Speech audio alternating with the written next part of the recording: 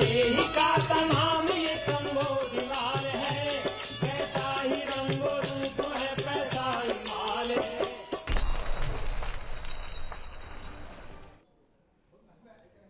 नमस्कार, मैं हूं शुभम शंकरधर, हाजिर हूं मनी सेंट्रल के नए एपिसोड के साथ। आज की बड़ी खबरों पर चर्चा के लिए जुड़ गए हैं अंशुमान जी। सर, स्वागत है आपका। आज का कार्यक्रम शुरू करते हैं और देखते हैं आज मनी सेंट्रल में आप क्या क्या खास देखेंगे। तो सबसे पहले हम आपको दिखाएंगे रेलवे बजट पर एक स्पेशल रिपोर्ट, जिससे पता चलेगा कि रेलवे की माली हालत असल है क्या। इसके बाद बात होगी ग्रामीण भारत पर, डिजिटल करेंसी पर, सरकार के नॉन टैक्स रेवेन्यू पर। फिर हम ढूंढेंगे एयर इंडिया का कर्ज बजट में है कहां, और जाते जाते आपको बताएंगे कि बजट से उन 11 उम्मीदों का क्या हुआ जो बजट से लगाई गई थी। रेल बजट अब आम बजट का हिस्सा हो गया है। पहले दोनों बजट अलग अलग आते थे। चलिए देखते हैं बजट के बाद ट्रेन हमारी कौन से प्लेटफॉर्म पर खड़ी है। रेलवे की सबसे ताजा पहचान नौकरियां निकालकर भर्ती के नियम बदल देने वाले विभाग के तौर पर बनी है। 1 फरवरी को संसद में पेश बजट इस नई मुश्किल भरी पहचान को आंकड़ों की कुर्सी देता है। रेलवे का हिसाब किताब मुश्किलों की ढलान पर कलाबाजी कर रहा है। रेलवे 100 रुपए कमाने के लिए करीब 99 रुपए खर्च करती है। यही रेलवे का ऑपरेटिंग रेशियो है। ऑपरेटिंग रेशियो ही रेलवे की सेहत को आंकने का मुख्य पैमाना होता है। ये रेशियो जितना कम होता है, वित्तीय सेहत उतनी ही मजबूत मानी जाती है। यूं समझिए कि रेलवे अगर कोई कंपनी होती तो निवेशक छोड़कर भाग गए होते। महामारी आकर चली गई, बजटों में कितना पानी बह गया, लेकिन रेलवे किसी पुराने प्लेटफॉर्म पर खड़ी सुधारों की रेल देखती रह गई है।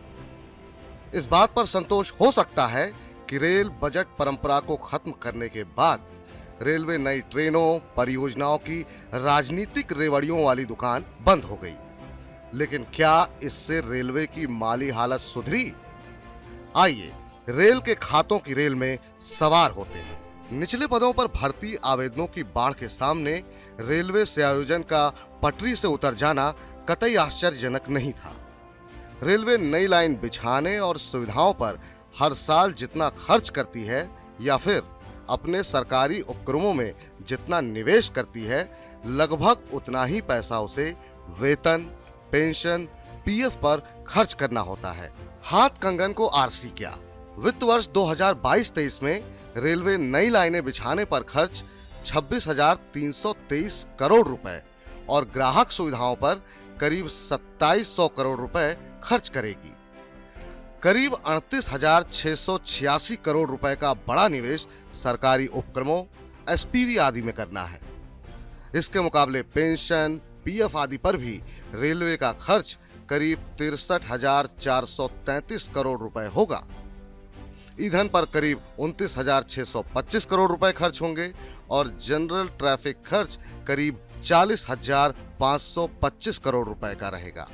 मौजूदा वित्त वर्ष में संशोधित अनुमानों के मुताबिक रेलवे को कुल 4,14,500 करोड़ रुपए हासिल हुए थे और रेलवे का कुल व्यय 4,13,625 करोड़ रुपए था। कोरोना रेलवे पर बहुत भारी पड़ा।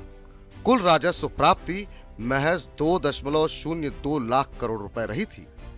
उसे सरकार से 1.17 लाख करोड़ रुपए का बजट सपोर्ट मिला था। यही नहीं, कोरोना की वजह से रेलवे को 79,398 करोड़ रुपए का विशेष लोन दिया गया था। इस बार के बजट में तो रेलवे को कोई स्पेशल लोन भी नहीं दिया गया है। रेलवे की आमदनी के स्रोत सीमित हैं। 2022-23 में रेलवे की ट्रैफिक से कुल कमाई में 20% की बढ़त का आकलन किया गया है।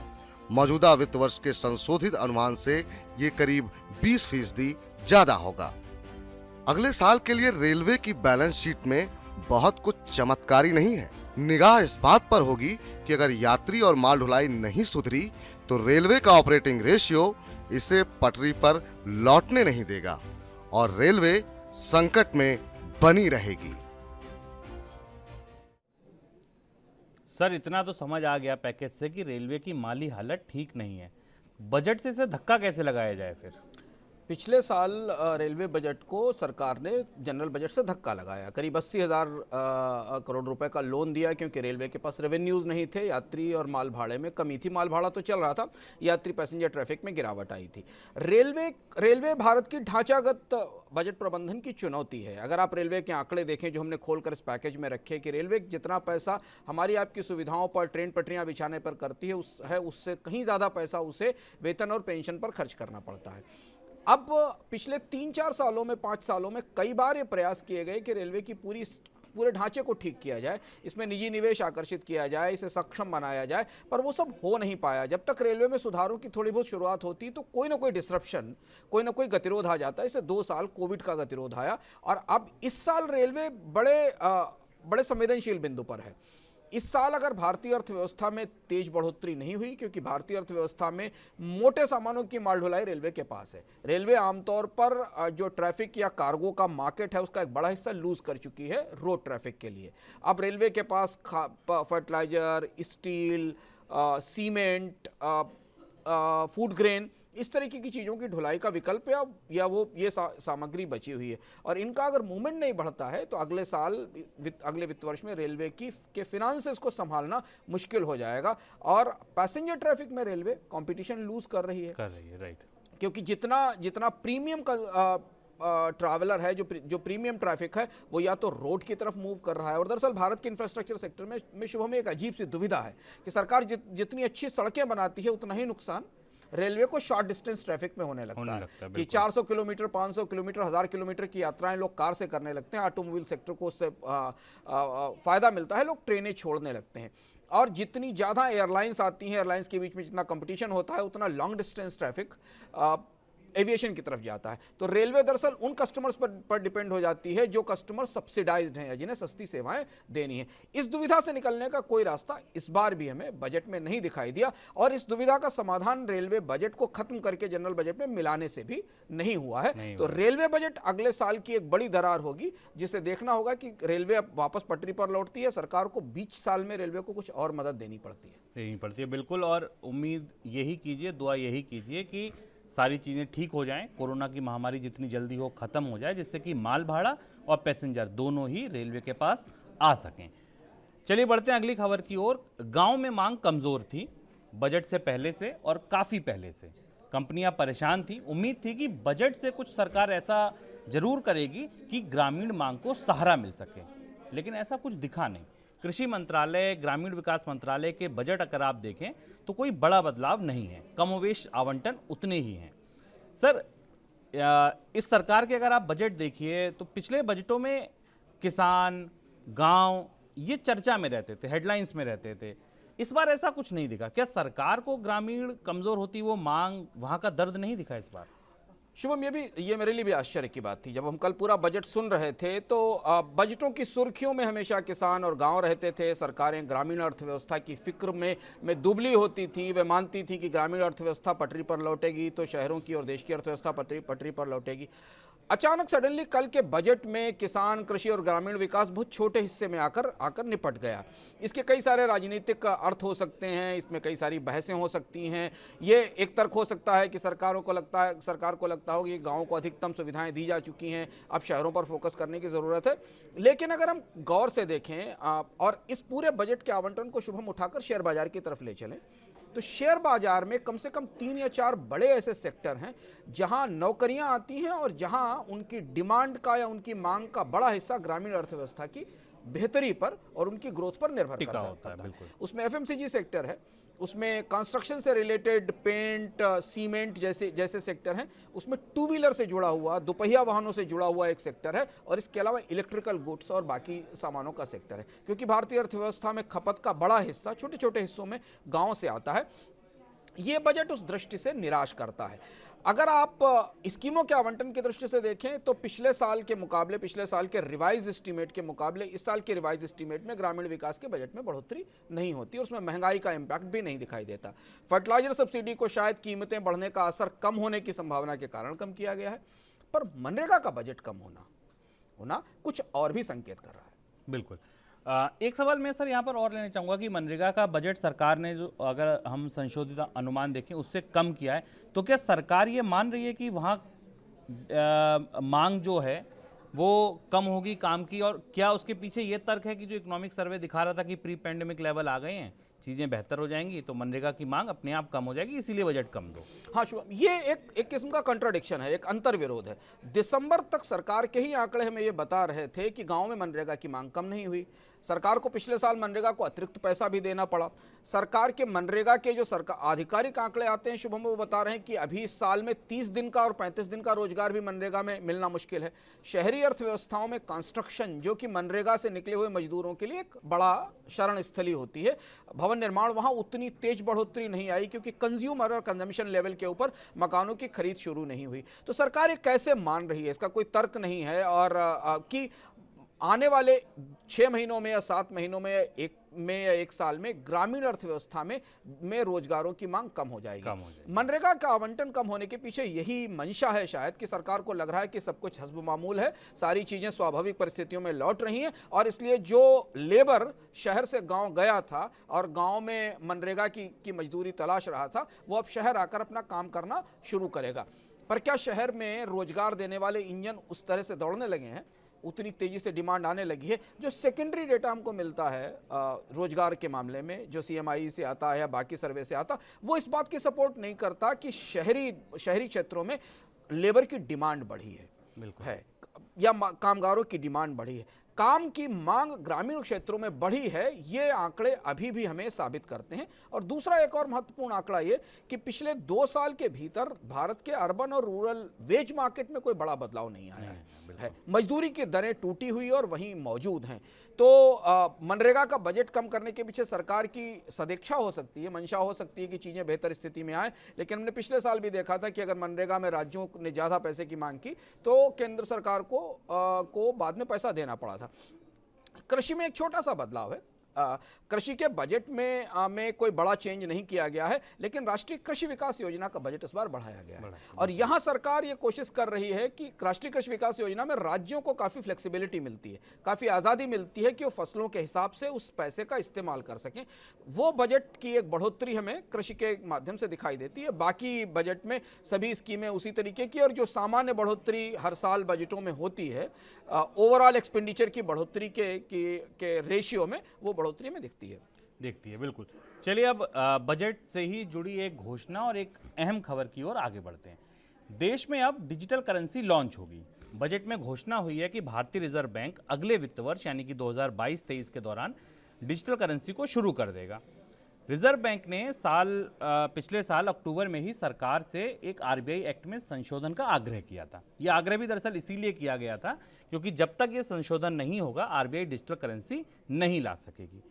सर, इस खबर को कल जब मैं बजट में सुन रहा था, इसके तत्काल बाद मेरे दिमाग में सवालों की एकदम बाढ़ सी आ गई। सबसे पहले तो मैं यही समझना चाहूँगा, ये करेंसी होगी कैसी?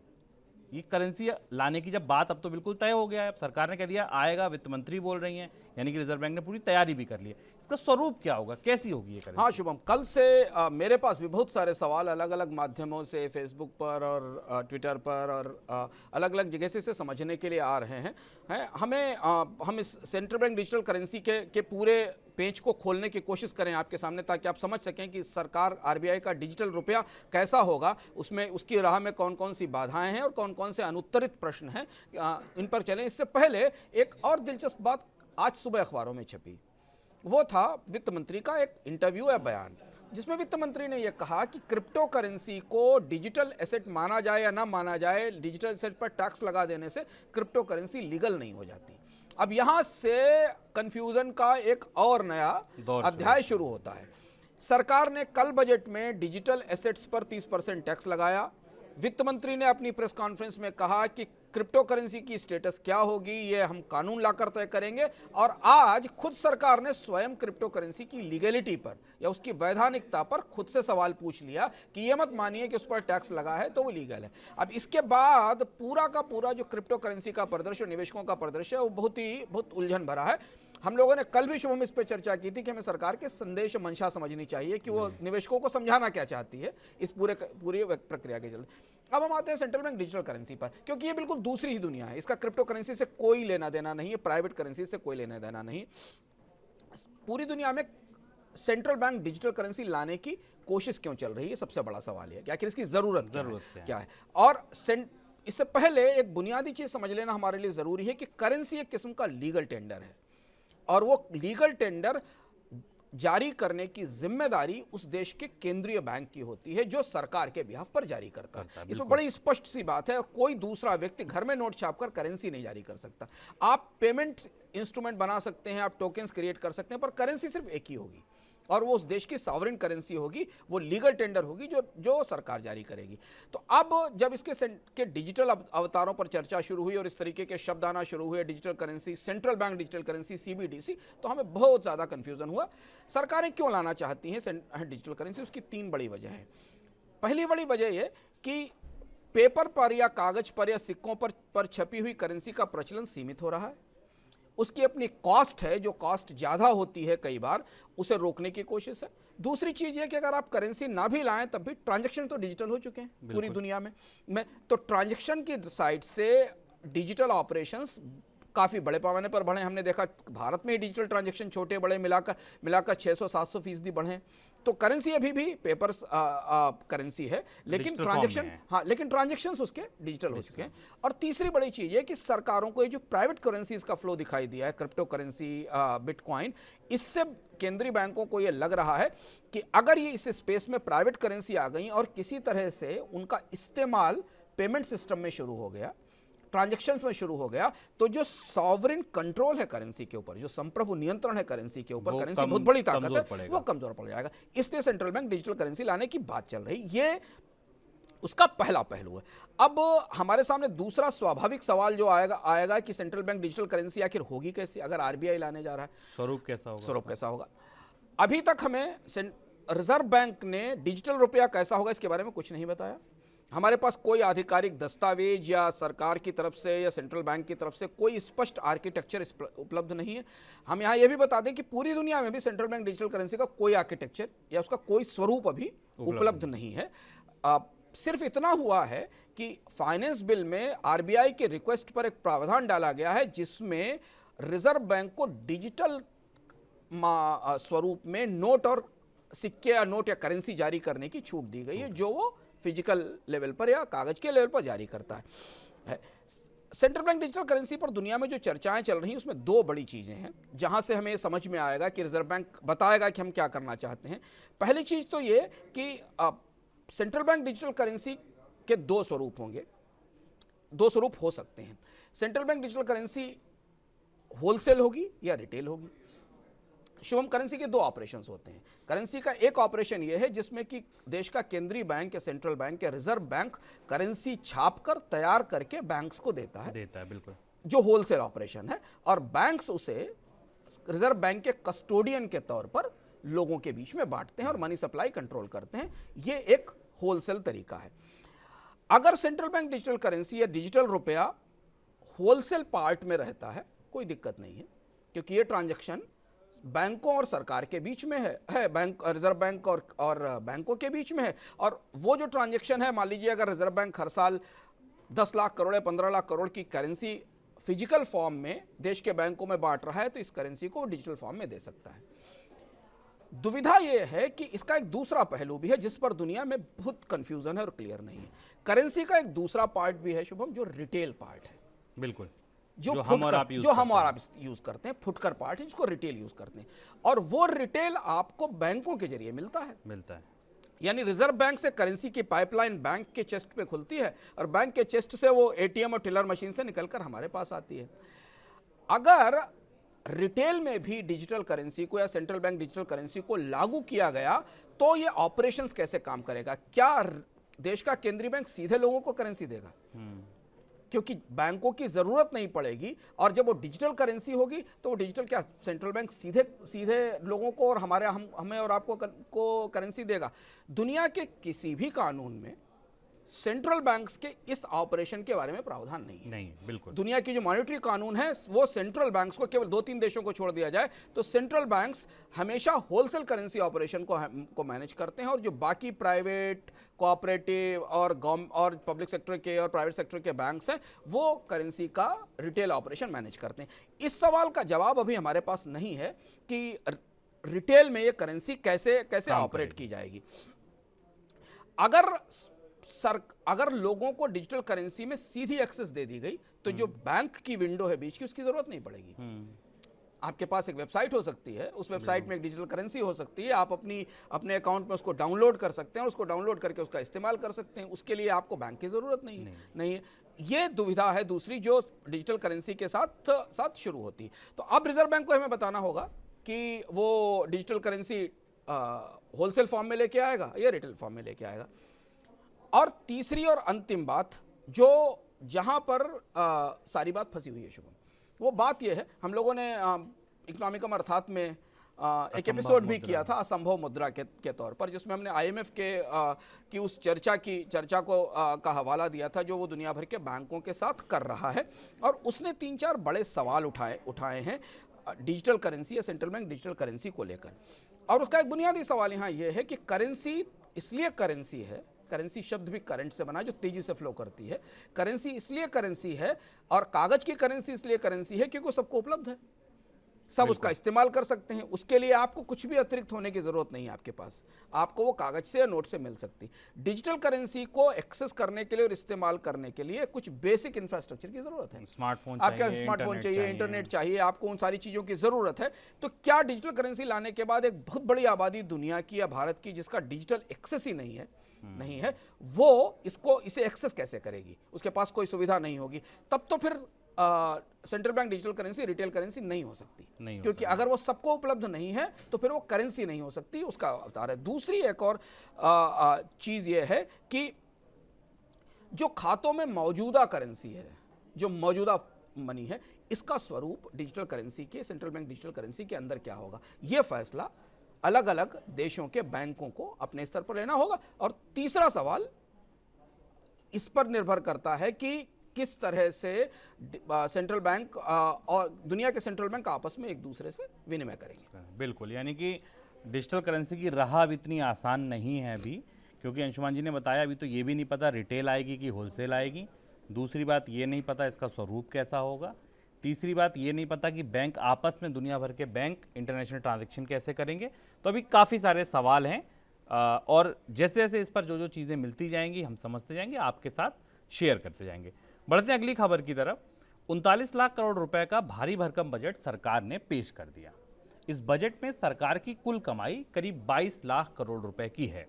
वित्त मंत्री ने यह अनुमान लगाया है कि सरकार को गैर टैक्स से, यानी कि जो नॉन टैक्स रेवेन्यू है, उससे इस साल जो कमाई हुई है इसकी अपेक्षा, इसकी तुलना में अगले साल 14% कम कमाई होगी। सर, ऐसा क्यों? ये नॉन टैक्स रेवेन्यू क्यों घट रहे हैं? इसके पीछे का दरअसल असली वजह क्या है? नॉन टैक्स रेवेन्यू में कमी हमें सरकार के कर्ज के आकलन में दिखती, जिस पर हमने कल चर्चा की थी। 4-5 बड़ी मदें होती हैं शुभम नॉन टैक्स रेवेन्यू की। पहला नॉन टैक्स रेवेन्यू होता है जो सरकार अपनी कंपनियों से डिविडेंड लेती, उसमें बड़ी गिरावट आ रही है। पिछले साल 52% के आसपास की बढ़ोतरी थी, इस बार 14% की कमी है। तो क्या सरकारी कंपनियों के मुनाफे अगले साल कम होंगे या सरकारी कंपनियों से मिलने वाले जो लाभांश है उनका इस्तेमाल कहीं और परियोजनाओं में किया जाएगा, ये स्पष्ट नहीं है। सबसे बड़ी कमी आ रही है रिजर्व बैंक से मिलने वाले पैसे में। रिजर्व बैंक ने पिछले 2 साल में अपने खाते से, अपने रिजर्व से पैसा निकालकर लाभांश दिया था। 77% ट्रांसफर बढ़ा था, 77% ट्रांसफर बढ़ा था रिजर्व बैंक का सरकार को, वो घटकर उसमें 27% की निगेटिविटी है, 27% का कॉन्ट्रैक्शन होने वाला है इस साल में। बाकी जो कम्युनिकेशन से या स्पेक्ट्रम की बिक्री से जो आने वाला पैसा था, उसमें करीब 26% की कमी आई, जो पिछले साल 58% की बढ़ोतरी थी। 5G की नीलामी अगले साल सरकार कर पाएगी कि नहीं कर पाएगी, यह हमें पता नहीं है। कुल मिलाकर करीब 14% की कमी हमें दिखाई पड़ रही है, जो अब अनप्रेसिडेंटेड या प्रत्याशित है, क्योंकि नॉन टैक्स रेवेन्यूज आमतौर पर बहुत विश्वसनीय सोर्स माने जाते हैं सरकार के राजस्व के लिए। बिल्कुल, टैक्स तो हम पे आप पर लगता है, और ये जो नॉन टैक्स रेवेन्यू है ये जितने ज़्यादा हों उस पर हमें और आपको ही राहत महसूस करनी चाहिए, क्योंकि सरकार उतने ही टैक्स कम लगाएगी, उतने ही कर्ज कम लेगी। और कर्ज का तो कल पूरा मर्ज अंशुमान जी ने विस्तार से हमें और आपको समझाया ही था। अब जिस खबर पर हम बात करने जा रहे हैं ये बेहद रोचक है। सरकार ने हाल में एयर इंडिया को टाटा ग्रुप के हाथ बेच दिया। सामान्य तौर पर अगर हम कुछ बेचते हैं तो हमें उसके बदले कुछ मिलता है, पैसा मिलता है, लेकिन एयर इंडिया की बिकवाली के साथ ऐसा नहीं हुआ। एयर इंडिया को बेचने के लिए सरकार को अपनी जेब से पैसा देना पड़ा। चौंकी मत, मैं बिल्कुल सही कह रहा हूं। और ये बजट में ये बात कहाँ छुपी थी, अंशुमान जी ने ढूंढ निकाली है। सर ये कहाँ था ये पैसा? शुभम, हम लोगों ने मनी सेंट्रल में इस पर चर्चा की थी कि एयर इंडिया का जो करीब 60,000 करोड़ का डेट था वो कहाँ गायब हो गया और ये एयर इंडिया बिकी कैसे। जिसको भारत के विनिवेश की सफलता बताया गया वो महाराजा कितना पैसा खर्च करके बिका इसके बारे में सरकार के बजट के भीतर वो देखिए पूरे बजट एट ए ग्लांस में एक नीचे पतली सी लाइन लिखी हुई है जो आपको स्क्रीन पर हाईलाइट के तौर पर दिखाई दे रही है। यहाँ छुपा है वो एयर इंडिया की बिक्री पर खर्च किया गया पैसा। आमतौर पर हमें लगा कि सरकार का जो खर्च है इस साल, सरकार ने कहा कि उसका खर्च बढ़ गया, कैपिटल एक्सपेंडिचर बढ़ गया, जो पिछले साल के मुकाबले बढ़ोतरी थी वो करीब 37 लाख करोड़ के आसपास हो गया 34 लाख करोड़ के कारण। बहुत सारे लोगों को महसूस हुआ होगा कि ये सरकार ने ज़्यादा निवेश किया होगा या ज़्यादा परियोजनाएं लगाई होंगी। इसमें ये बढ़ोतरी 51,971 करोड़ रुपए एयर इंडिया के बकायेदारी को चुकाने के लिए खर्च की गई और इसके कारण सरकार का खर्च बढ़ गया। इसका हिसाब भी हमको मिल गया, वो हिसाब भी हमारे पास इस बजट में है कि एयर इंडिया का जो रिवाइज नंबर हमको मिला air India asset holding company का, उसके हिसाब से करीब 36,000 करोड़ रुपए इस कंपनी में सरकार ने इक्विटी के तौर पर डाले।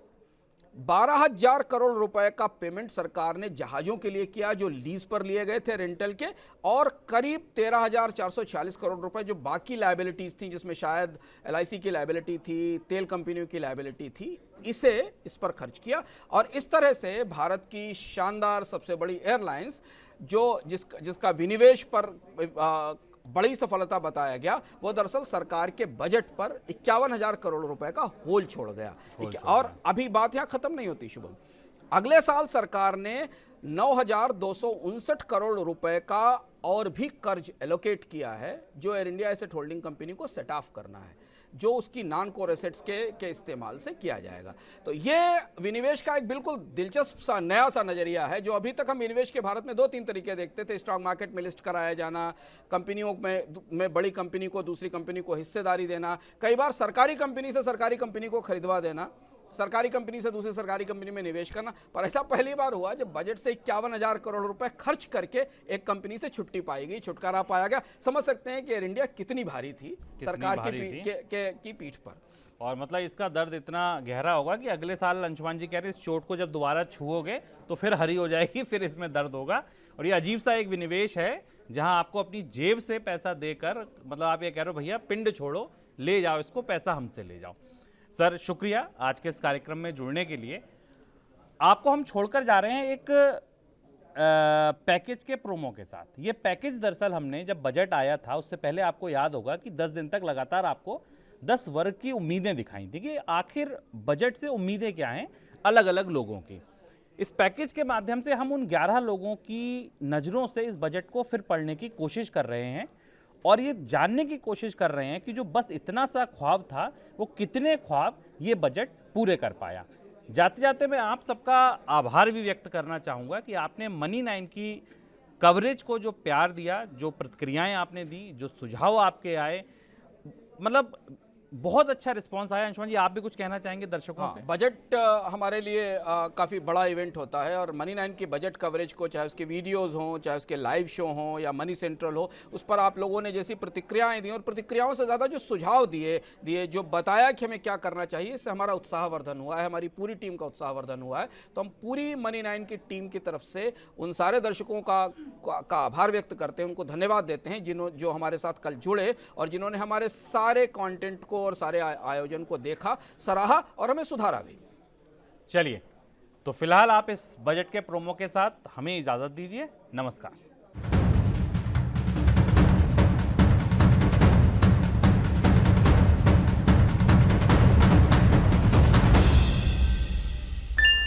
ऐसे ही का तमाम ये कमोद लाल है, कैसा ही रंगो